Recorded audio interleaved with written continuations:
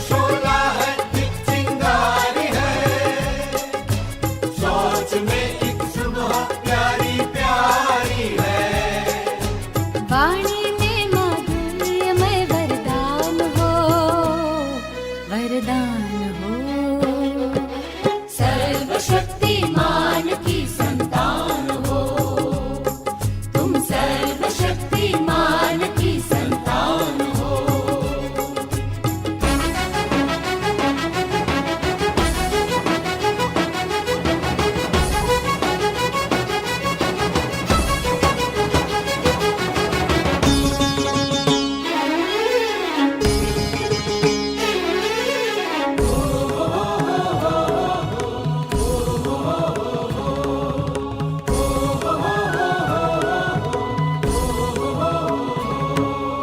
तुम में संचित स्नेह शक्ति संपदा, तुम अमर निर्भय सदा और सर्वदा, तुम में संचित स्नेह शक्ति संपदा।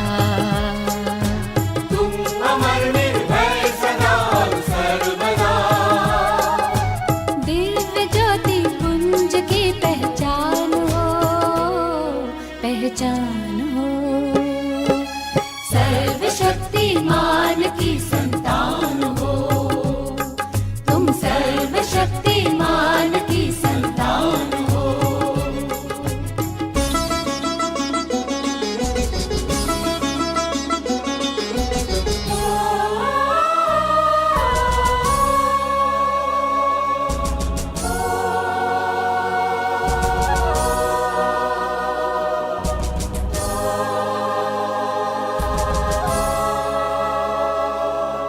ठान लो तो क्या जो कर सकते नहीं, कौन सी पीड़ा जो हर सकते नहीं।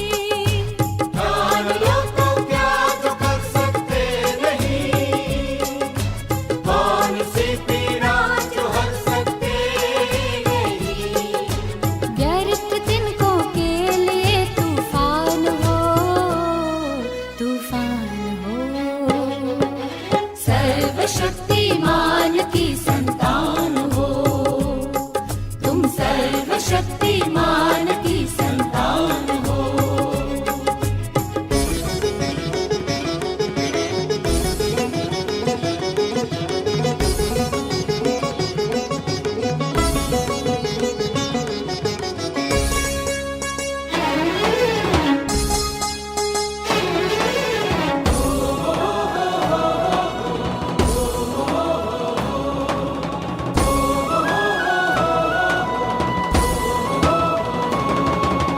आहें भरती सिसकियों में आरज़ू, तुमको ही इस घर की रखनी आबरू, आहें भरती सिसकियों में आरज़ू। तुमको ही इस घर की रखनी आबरू। शान हो मां धरती का अरमान हो, अरमान हो। सर्वशक्तिमान की संतान हो, तुम सर्वशक्तिमान की संतान हो। कौन कहता है महज इंसान हो, सर्वशक्तिमान की संतान हो, तुम सर्वशक्तिमान की संतान हो।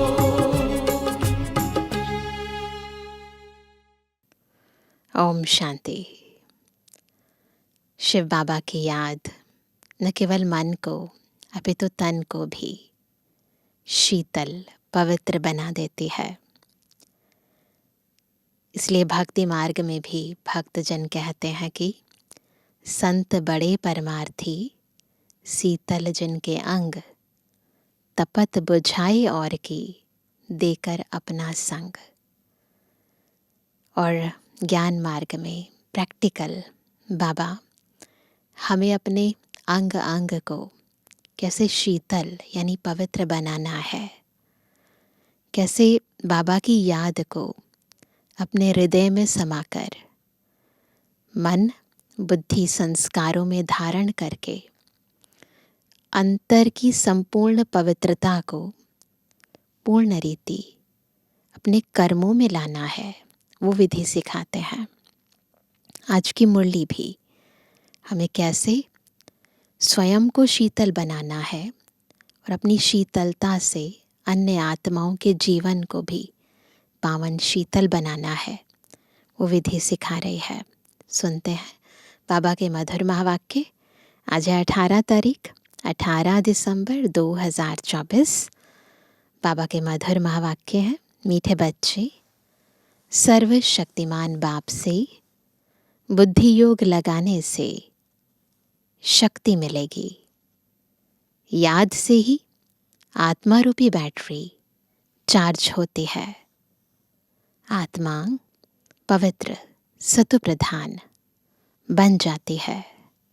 प्रश्न है, संगम युग पर तुम बच्चे कौन सा पुरुषार्थ करते हो जिसकी प्रारब्ध में देवता पद मिलता है? उत्तर है, संगम पर हम शीतल बनने का पुरुषार्थ करते हैं।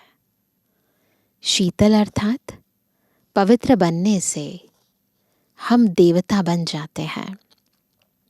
जब तक शीतल न बने तब तक देवता भी बन नहीं सकते। संगम पर शीतल देवियां बन सब पर ज्ञान के ठंडे छींटे डाल सबको शीतल करना है, सबकी तपत बुझानी है, खुद भी शीतल बनना है और सबको भी बनाना है। ओम शांति। बच्चों को पहले पहले एक ही बात समझने की है कि हम सब भाई भाई हैं, बिल्कुल आत्मिक स्थिति में स्थित होंगे और इस बात को यथार्थ अंदर तक स्वीकार करेंगे कि हम सब आत्माएं हैं और भाई भाई हैं। और शिव बाबा सभी का बाप है, उन्हें सर्वशक्तिमान कहा जाता है। तुम्हारे में सर्वशक्तियाँ थी, तुम सारे विश्व पर राज्य करते थे। भारत में इन देवी देवताओं का राज्य था। तुम ही पवित्र देवी देवता थे। तुम्हारे कुल व डिनाइस्टी में सभी निर्विकारी थे। याद आता है? कौन निर्विकारी थे? आत्माएं। बात किसकी हो रही है? आत्माओं की। अभी फिर से तुम निर्विकारी बन रहे हो। सर्वशक्तिमान बाप की याद से शक्ति ले रहे हो। बाप ने समझाया है, आत्मा ही 84 का पाठ बजाती है। आत्मा में ही सत्व प्रधानता की ताकत थी। वह फिर दिन प्रतिदिन कम होती जाती है। सत्व प्रधान से तमो प्रधान तो बनना ही है। जैसे बैटरी की ताकत कम होती जाती है तो मोटर खड़ी हो जाती है, बैटरी डिस्चार्ज हो जाती है। आत्मा की बैटरी फुल डिस्चार्ज नहीं होती, कुछ ना कुछ ताकत रहती है। शरीर में है, कार्य कर रही है, इसका मतलब कुछ ना कुछ तो ताकत है ना। जैसे कोई मरता है तो दीवा जलाते हैं, उसमें घृत डालते ही रहते हैं कि कहाँ ज्योत बुझ न जाए। अभी तुम बच्चे समझते हो, तुम्हारी आत्मा में पूरी शक्ति थी। जब सतयुग आदि था तो हम आत्माओं में पूरी शक्ति थी, अभी नहीं है। अभी फिर तुम सर्वशक्तिमान बाप से अपना बुद्धि योग लगाते हो, अपने में शक्ति भरते हो, क्योंकि शक्ति कम हो गई है। शक्ति एकदम खत्म हो जाए तो शरीर ही ना रहे। आत्मा बाप को याद करते करते एकदम प्योर हो जाती है। सतयुग में तुम्हारी बैटरी फुल चार्ज रहती है। फिर धीरे धीरे कला अर्थात बैटरी कम होती जाती है। बिल्कुल चक्र घुमाओ बुद्धि में सारे। पहले क्या थी, हमारी बैटरी फुल चार्ज थी, फिर धीरे धीरे बैटरी कम होती गई। कलयुग अंत तक आत्मा की ताकत एकदम थोड़ी रह जाती है। मोबाइल मॉर्निंग में पूरा चार्ज करते हैं ना, फिर शाम तक रात तक बिल्कुल थोड़ी सी बैटरी रह जाती है। जैसे ताकत का देवाला निकल जाता है।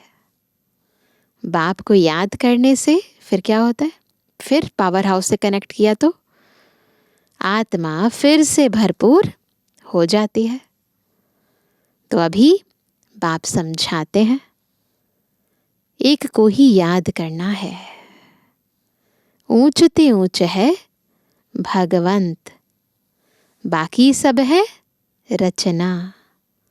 रचना को रचता से हद का वर्षा मिलता है। दुनिया में जो पिता है उससे बच्चों को हद का वर्षा मिलता है। क्रिएटर तो एक ही बेहद का बाप है, बाकी सब है हद के। बेहद के बाप को याद करने से बेहद का वर्षा मिलता है।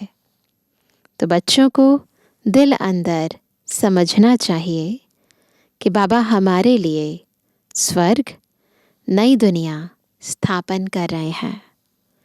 ड्रामा प्लान अनुसार स्वर्ग की स्थापना हो रही है, जिसमें तुम बच्चे ही आकर राज्य करते हो।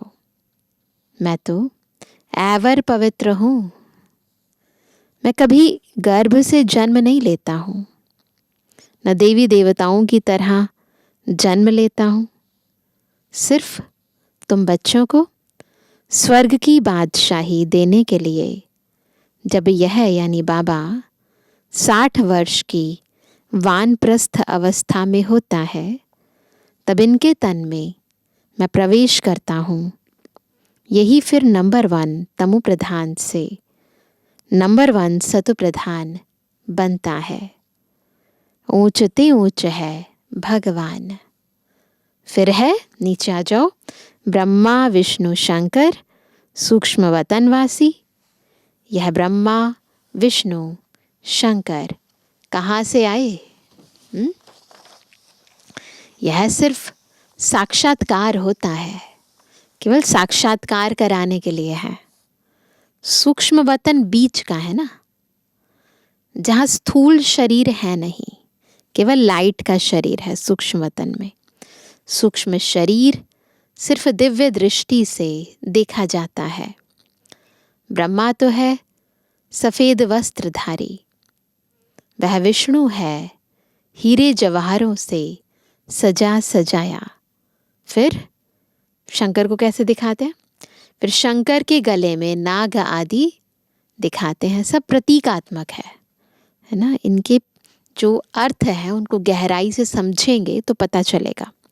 तो बाबा कहते हैं कि ऐसे शंकर आदि कोई हो नहीं सकता जिसके गले में सांप हो, फिर निर्वस्त्र हो, हाथ में त्रिशूल हो, तीसरा नेत्र खुला हुआ हो, है ना, गंगा जटाओं से बह रही हो। ऐसा कुछ होता नहीं है। सब प्रतीक है ना, विनाश का प्रतीक है। दिखाते हैं अमरनाथ पर शंकर ने पार्वती को अमर कथा सुनाई। अभी फिर सूक्ष्म वतन में तो मनुष्य सृष्टि है नहीं, शंकर तो सूक्ष्म वतन में है। ये बातें जो है बाबा कहते हैं कि वहाँ पर तो कोई ऐसी सृष्टि नहीं है जहाँ पर वहाँ अमरनाथ गुफा पर पार्वती को कथा सुनाए। तो कथा वहाँ कैसे सुनाएंगे?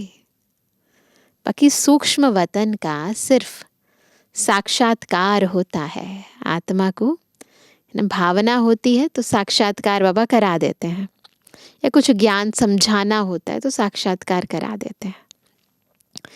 जो बिल्कुल पवित्र हो जाते हैं उनका साक्षात्कार होता है।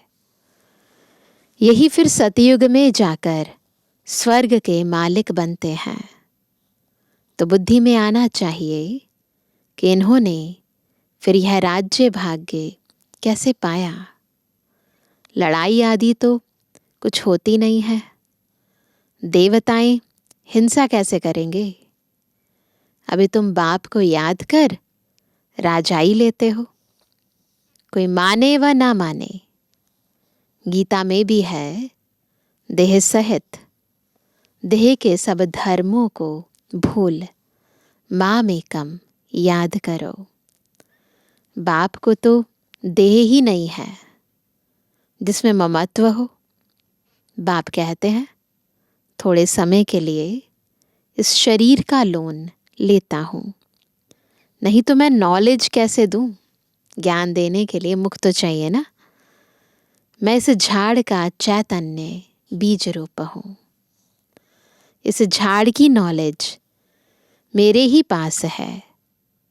इस सृष्टि की आयु कितनी है, कैसे उत्पत्ति पालना विनाश होता है, मनुष्यों को कुछ पता नहीं है। वह पढ़ते हैं हद की पढ़ाई, बाप तो बेहद की पढ़ाई पढ़ाकर बच्चों को विश्व का मालिक बनाते हैं। तो ऐसा सुप्रीम टीचर है जो हमें बेहद की पढ़ाई पढ़ाते हैं और बेहद का राज्य और भाग्य देते हैं। भगवान कभी देहधारी मनुष्य को नहीं कहा जाता। इन्हों को यानी ब्रह्मा विष्णु शंकर को भी अपनी सूक्ष्म देह है, इसलिए इन्हें भी भगवान नहीं कहेंगे। कहते हैं ना शिव महापुराण में, ब्रह्मा देवताय नमः, विष्णु देवताय नमः, शंकर देवताय नमः।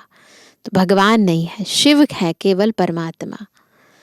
यह शरीर तो इस दादा की आत्मा का तख्त है, अकाल तख्त है ना। अभी यह अकाल मूर्त बाप का तख्त है। तो ब्रह्मा बाबा का जो भ्रुकुटी रूपी तख्त है वो फिर अकाल मूर्त बाबा का भी तख्त है। अमृतसर में भी अकाल तख्त है। बड़े बड़े जो होते हैं वहाँ अकाल तख्त पर जाकर बैठते हैं। अभी बाप समझाते हैं यह सब आत्माओं का अकाल तख्त है। आत्मा में ही अच्छे व बुरे संस्कार होते हैं। तब तो कहते हैं यह कर्मों का फल है। सब आत्माओं का बाप एक ही है। बाबा कोई शास्त्र आदि पढ़कर नहीं समझाते हैं। यह बातें भी शास्त्रों आदि में नहीं हैं। तब तो लोग चिढ़ते हैं, कहते हैं यह लोग शास्त्रों को नहीं मानते। साधु संत आदि गंगा में जाकर स्नान करते हैं तो क्या पावन बन गए? वापस तो कोई जा नहीं सकते, सब पिछाड़ी में जाएंगे। जैसे मक्कड़ों का झुंड व मक्खियों का झुंड जाता है। मक्खियों में भी क्वीन होती है ना, क्वीन रानी मक्खी जिसे कहते हैं। उनके पिछाड़ी सभी जाते हैं। बाप भी जाएंगे तो उनके पिछाड़ी सब आत्माएं भी जाएंगी। मूल वतन में भी जैसे सभी आत्माओं का झुंड है, यहाँ फिर है सभी मनुष्यों का झुंड। तो यह झुंड भी एक दिन भागना है। ये सब मनुष्य आत्माओं का झुंड एक दिन भाग जाएगा। बाप आकर सभी आत्माओं को ले जाते हैं। शिव की बारात गाई हुई है। बच्चे कहो व बच्चियाँ कहो, बाप आकर बच्चों को याद की यात्रा सिखलाते हैं। पवित्र बनने बगैर आत्मा घर वापस जा नहीं सकती। जब पवित्र बन जाएगी तो पहले शांति धाम में जाएगी, फिर वहाँ से आहिस्ते आहिस्ते आते रहते हैं, वृद्धि होती रहती है। ऊपर जाएंगी सभी आत्माएं, फिर धीरे धीरे आती रहेंगी इस दुनिया के अंदर। राजधानी बननी है ना, इकट्ठे नहीं आएंगे, नंबरवार आएंगे ना, और सब अपने पद अनुसार फिर वहाँ पर सतयुग में जाएंगे। सभी इकट्ठे नहीं आते हैं। झाड़ आहिस्ते आहिस्ते वृद्धि को पाता है ना। पहले पहले कौन आएंगे? आदि सनातन देवी देवता धर्म है जो बाप स्थापन करते हैं, तो पहले उस धर्म की आत्माएं आएंगी।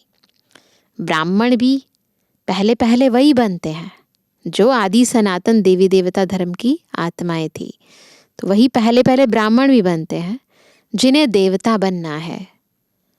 प्रजापिता ब्रह्मा तो है ना, प्रजा में भी भाई बहन हो जाते हैं। ब्रह्मा कुमार कुमारियां तो यहाँ ढेर बनते हैं, है ना। जरूर निश्चय बुद्धि होंगे तब तो इतने मार्क्स लेते हैं। तुम्हारे में जो पक्के हैं वह वहाँ पहले आते हैं, कच्चे वाले पिछाड़ी में ही आएंगे। तो देखो कब आना है, तो इसलिए पक्के बनना है, पहले नंबर में आना है ना। मूल वतन में सभी आत्माएं रहती हैं, फिर ऊपर जाके फिर नीचे आती हैं तो वृद्धि होती जाती है। शरीर बगैर आत्मा कैसे पाठ बजाएगी? यह पाठधारियों की दुनिया है जो चारों युगों में फिरती रहती है। सब एक्टर्स हैं, चारों युगों में एक्टर्स अपना रोल अदा करते रहते हैं। सतयुग में हम 100 देवता थे, फिर क्षत्रिय वैश्य शूद्र बनते हैं। अभी यह है पुरुषोत्तम संगम युग। यह युग अभी ही बनता है, कब बनता है? जब कि बाप आते हैं। यह अभी बेहद की नॉलेज बेहद का बाप ही देते हैं। ये जो दुनिया की नॉलेज, आत्मा के आदि मध्य अंत की नॉलेज, विभिन्न वर्णों की नॉलेज, है ना, तीनों लोकों की नॉलेज, तीनों कालों की नॉलेज, ये सब बेहद का ज्ञान केवल अभी संगम युग पर बाबा देते हैं। शिव बाबा को अपने शरीर का कोई नाम नहीं है। यह शरीर तो इस दादा का है, बाबा का अपनी कोई बॉडी नहीं है। बाबा ने थोड़े समय के लिए यह लोन लिया है। बाप कहते हैं हमको तुमसे बात करने के लिए मुख तो चाहिए ना। मुख ना हो तो बाप बच्चों से बात भी ना कर सके।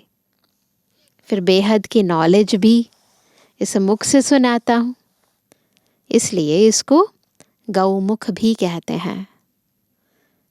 पहाड़ों से पानी तो कहाँ भी निकल सकता है। जहाँ जहाँ पहाड़ होंगे वहाँ पर जब भी बरसात होगी तो झरने निकल आएंगे। तो वह कहते हैं पहाड़ों से पानी तो कहाँ भी निकल सकता है। फिर यहाँ गौमुख बना दिया है ना, बिल्कुल गाय का मुख और उसमें से पानी निकल रहा है, उससे पानी आता है।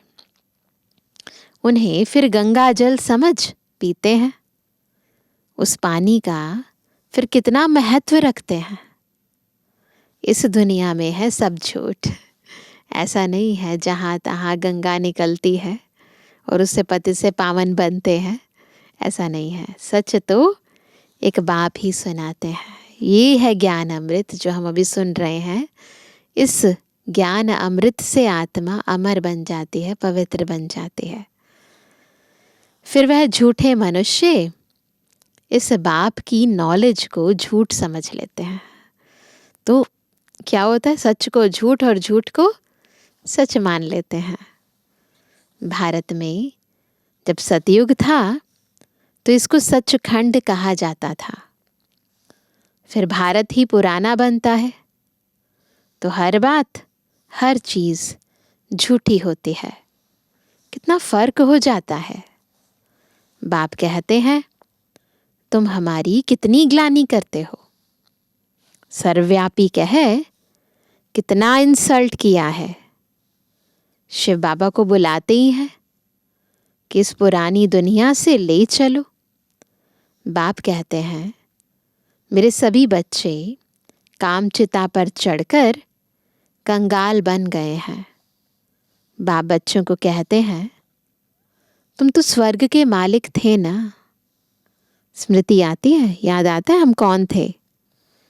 बच्चों को ही समझाते हैं सारी दुनिया को तो नहीं समझाएंगे, बच्चे ही बाप को समझते हैं। ये भाषा भी हम ही समझ सकते हैं बाबा की। दुनिया इस बात को क्या जाने। सबसे बड़ा कांटा है काम का। नाम ही है पतित दुनिया। ये जो नाम पड़ा है पतित दुनिया, इस काम विकार के कारण पड़ा है। इसके कारण ही आत्मा पतित बनी है। सतयुग है 100% पवित्र दुनिया। मनुष्य ही पवित्र देवताओं के आगे जाकर नमन करते हैं। भल बहुत भक्त हैं जो वेजिटेरियन हैं, परंतु ऐसे नहीं कि विकार में नहीं जाते हैं। विकार में तो जाते हैं, वैष्णव कहलाते हैं, तो भोजन का तो फिर भी परहेज रखते हैं, परंतु विकारों का परहेज नहीं रखते हैं।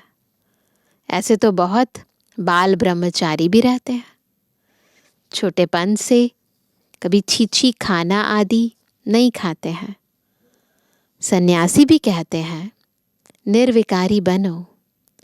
घर बार का सन्यास करते हैं, फिर दूसरे जन्म में भी क्या करते हैं? दूसरा जन्म लिया तो किसी गृहस्थी के पास जन्म ले, फिर घर बार छोड़ जंगल में चले जाते हैं। तो संस्कार आत्मा में रहते हैं सन्यास के। भले गृहस्थी के घर में जन्म लेंगे परंतु फिर छोड़ देंगे।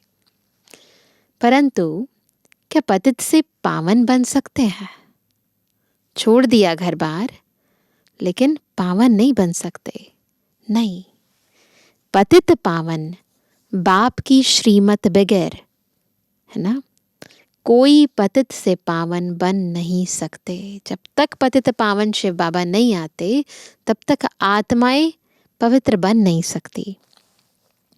भक्ति है उतरती कला का मार्ग। तो भक्ति से आत्माओं की कला जो है वो कम ही होती है, बढ़ नहीं सकती है। तो फिर पावन कैसे बनेंगे? पावन बने तो घर जावें, स्वर्ग में आ जाएं। सतयुगी देवी देवताएं कब घर बार छोड़ते हैं क्या? उन्हों का है हद का सन्यास, तुम्हारा है बेहद का सन्यास। सारी दुनिया, मित्र, संबंधी आदि सबका सन्यास। तुम्हारे लिए अभी स्वर्ग की स्थापना हो रही है। तुम्हारी बुद्धि स्वर्ग तरफ है। मनुष्य तो नरक में ही लटके पड़े हैं। तुम बच्चे फिर बाप की याद में लटके पड़े हो। तुमको शीतल देवियां बनाने के लिए ज्ञान चिता पर बिठाया जाता है। पवित्र बनना है तो उसके लिए क्या करना पड़ेगा? ज्ञान चिता पर बैठना पड़ेगा। शीतल अक्षर के अगेंस्ट है तपत, है ना। जो तपत है वो विकारों के कारण होती है, और शीतलता पवित्रता का सूचक है। तुम्हारा नाम ही है शीतला देवी। एक तो नहीं होगी ना, जरूर बहुत होंगी जिन्होंने भारत को शीतल बनाया है, पवित्र बनाया है। इस समय सभी काम चिता पर जल रहे हैं। तुम्हारा नाम यहाँ शीतला देवियां हैं। तो आज का सम्मान क्या है? हम सभी कौन है? शीतला देवी, है ना। तुम शीतल करने वाली, ठंडा छींटा डालने वाली देवियां हो। छींटा डालने जाते हैं ना, है ना। गुरुद्वारों में भी छींटा डालते हैं, कोई हवन इत्यादि होता है, मंदिरों में भी छींटा डालते हैं, है ना। यह है ज्ञान के छींटे जो आत्मा के ऊपर डाले जाते हैं। तो अभी सबके ऊपर कौन से छींटे पड़ रहे हैं? ये ज्ञान के छींटे।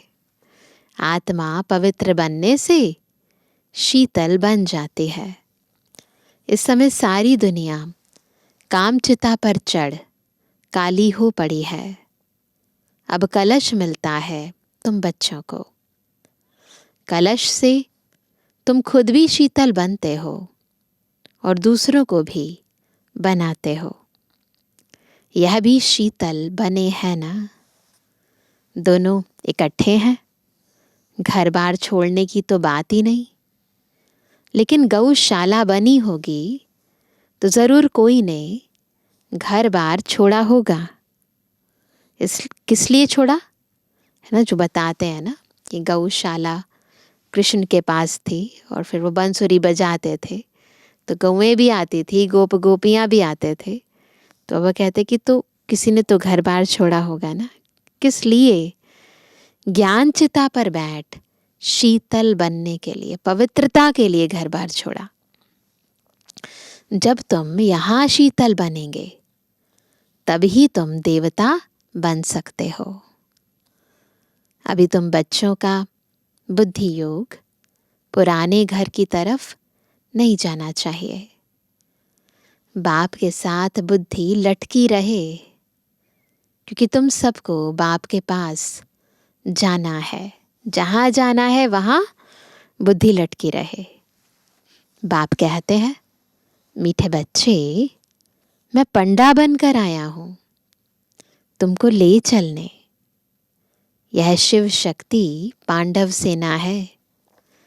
तुम हो शिव से शक्ति लेने वाली।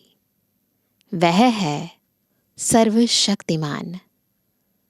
मनुष्य तो समझते हैं परमात्मा मरे हुए को जिंदा कर सकते हैं, समझते हैं ना भक्ति में भी। परंतु बाप कहते हैं, लाडले बच्चे, इस ड्रामा में हर एक को अनादि पाठ मिला हुआ है। मैं भी क्रिएटर, डायरेक्टर, प्रिंसिपल एक्टर हूँ।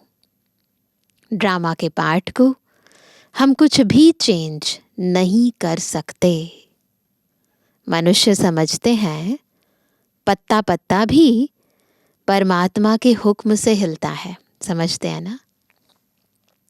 लेकिन परमात्मा तो खुद कहते हैं, मैं भी ड्रामा के अधीन हूँ। अब कहते हैं सब कुछ ड्रामा प्लान अनुसार होता है। इसके बंधन में बांधा हुआ हूँ। ऐसे नहीं कि मेरे हुक्म से पत्ते ही लेंगे, ऐसा नहीं है। सर्वव्यापी के ज्ञान ने भारतवासियों को बिल्कुल कंगाल बना दिया है। तो आत्मा अंदर से बिल्कुल कंगाल बन गई है। बाप के ज्ञान से भारत फिर सिरताज बनता है। तो सर्वव्यापी के ज्ञान ने, भक्ति मार्ग के ज्ञान ने आत्मा को अंदर से खाली कर दिया, कमज़ोर कर दिया। और जब बाबा हमें ज्ञान देते हैं तो भारत फिर से सिरताज बन जाता है। अच्छा, मीठे मीठे सर्व से एबल आज्ञाकारी बच्चों पर माता पिता बाप दादा का याद। Good morning. रूहानी बच्चों की, रूहानी बाप दादा को गुड मॉर्निंग, नमस्ते नमस्ते नमस्ते। धारणा के लिए मुख्य सार। पहला, सूर्यवंशी में पहले पहले आने के लिए निश्चय बुद्धि बन फुल मार्क्स लेनी है, पक्का ब्राह्मण बनना है, बेहद की नॉलेज स्मृति में रखनी है। दूसरा, ज्ञान चिता पर बैठ शीतल अर्थात पवित्र बनना है। ज्ञान और योग से काम की तपत समाप्त करनी है। बुद्धि योग सदा एक बाप की तरफ लटका रहे। आज का वरदान है, ब्राह्मण जीवन में श्रेष्ठ स्थिति रूपी मेडल प्राप्त करने वाले बेगमपुर के बादशाह भव। कैसे बनेंगे बेगमपुर के बादशाह? जब श्रेष्ठ स्थिति रूपी मेडल प्राप्त करेंगे। आप सब अपनी स्वस्थिति अच्छे से अच्छी बनाने के लिए ही ब्राह्मण बने हो। किस लिए ब्राह्मण बने हैं? ताकि स्थिति ऊंची बने, पवित्रता को धारण किया है, ईश्वरीय ज्ञान को जीवन में धारण किया है। ब्राह्मण जीवन में श्रेष्ठ स्थिति ही आपकी प्रॉपर्टी है। इसलिए याद रखना, कुछ भी हो जाए स्थिति हलचल में ना आए। बाकी कुछ भी, सेवा हो, कम हो, ज़्यादा हो, उससे कोई फ़र्क नहीं। स्थिति नीचे नहीं गिरनी चाहिए। यही ब्राह्मण जीवन का मेडल है। जो यह मेडल प्राप्त कर लेते हैं वह सदा अचल, अडोल, एक रस स्थिति में रहते। जिनकी स्थिति ऊंची है उनकी आंतरिक कैसी स्टेज होगी? अचल होंगे, अटोल होंगे, एक रस स्थिति रहेगी। सदा निश्चिंत बेगमपुर के बादशाह बन जाते हैं। वे सर्व इच्छाओं से मुक्त, इच्छा मात्रम अविद्या स्वरूप में होते हैं। स्थिति कैसे होती है? इच्छा मात्रम अविद्या स्वरूप, किसी चीज की कोई इच्छा नहीं। स्लोगन है अटूट निश्चय और फलक से कहो। क्या कहेंगे? मेरा बाबा निश्चय से और फलक से, तो माया समीप भी नहीं आ सकती। बस जब मेरा बाबा कहो तो अंदर निश्चय होना चाहिए, फलक होनी चाहिए। भी सुनते हैं आज का अव्यक्त इशारा। कितना भी कोई आपकी संतुष्टता को हिलाने की कोशिश करे, लेकिन आप हिलना नहीं, सदा संतुष्ट रहना, सदा मुखड़ा मुस्कुराता रहे। कैसी भी हिलाने वाली परिस्थिति ऐसे ही अनुभव हो जैसे पपेट यानी कठपुतली शो देख रहे हैं। माया का व प्रकृति का यह भी एक शो है। उसे साक्षी स्थिति में सदा संतुष्टता के स्वरूप में अपनी शान में रहते हुए देखो। संतुष्ट मणि हूँ, संतोषी आत्मा हूँ, ये है संगम का श्रेष्ठ शान। तो इस शान में सदा स्थित रहो और साक्षी होकर ड्रामा को देखो। अच्छा, ओम शांति।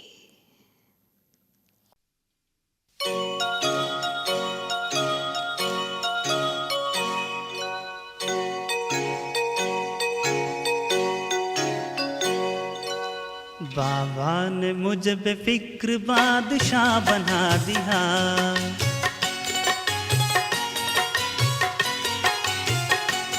हर बोझ को लेकर मुझे निश्चिंत बना दिया।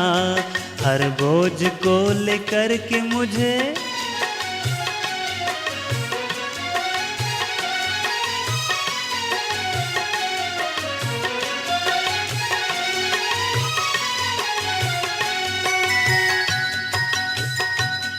अज्ञान का जीवन भी जैसे व्यर्थ ही तो था।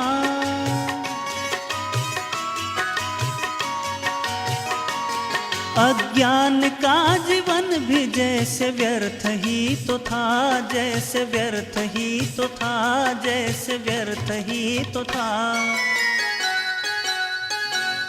बाबा मिला जब से मुझे सब कुछ ही मिल गया। बाबा मिला जब से मुझे सब कुछ ही मिल गया। हर बोझ को लेकर के मुझे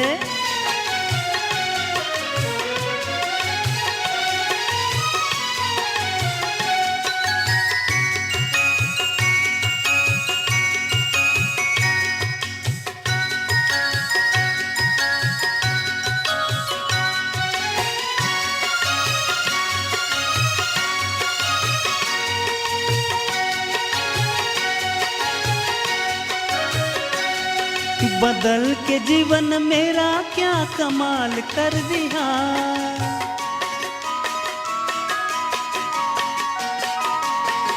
बदल के जीवन मेरा क्या कमाल कर दिया, क्या कमाल कर दिया, क्या कमाल कर दिया। इस जीवन को बाबा ने खुशियों से भर दिया। इस जीवन को बाबा ने खुशियों से भर दिया। हर बोझ को लेकर के मुझे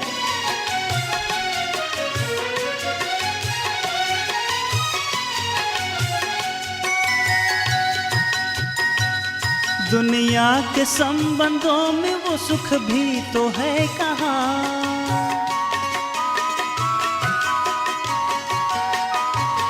दुनिया दुनिया के संबंधों में वो सुख भी तो है कहाँ, वो सुख भी तो है कहाँ, वो सुख भी तो है कहाँ।